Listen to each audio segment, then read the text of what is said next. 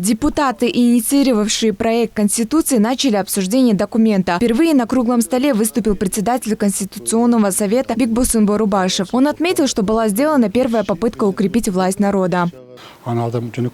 Этот проект может прочитать простой гражданин. Основной закон опубликован на сайте Джогорку Кеңеша. Мы не меняли концепцию. Некоторые статьи изменили и даже усилили.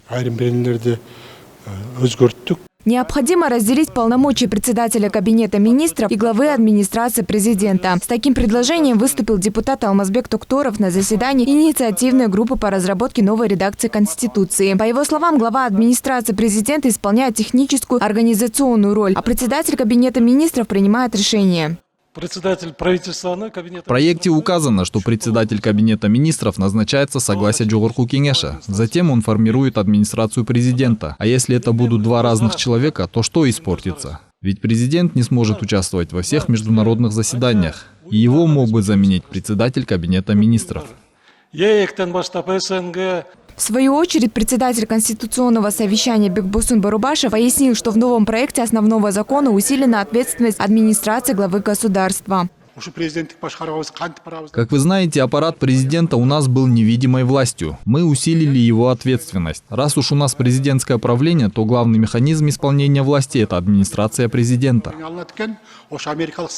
Активно участвовать в обсуждении и внести предложения по проекту Конституции тем временем призвал коллег депутат Кинчебек Бокоев.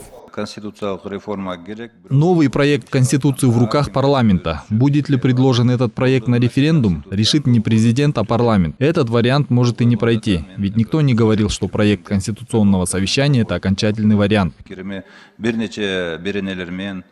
Депутат Бишеналы Нурдинов призвал коллег при рассмотрении проекта Конституции не торопиться и соблюдать все нормы закона. Народный избранник отметил, что парламент до этого дня соглашался на все предложения правительства с целью стабилизировать ситуацию в стране. Жизнь меняется. Раньше не было, что президента, премьер-министра могут посадить. Сейчас сажают. Ведь потом и депутатов тоже могут посадить за принятие Конституции 2021 года. Поэтому при рассмотрении проекта давайте соблюдать все процедуры. Если надо, обсуждать 1-3 месяца. А то, как Омурбек Текебаев тоже станет виновниками этой Конституции. После жарких обсуждений, если депутаты примут проект новой Конституции и внесут свои коррективы, они назначат референдум. Айджан Аманова, Алтынбек Саакиев, Ньюс ТВ.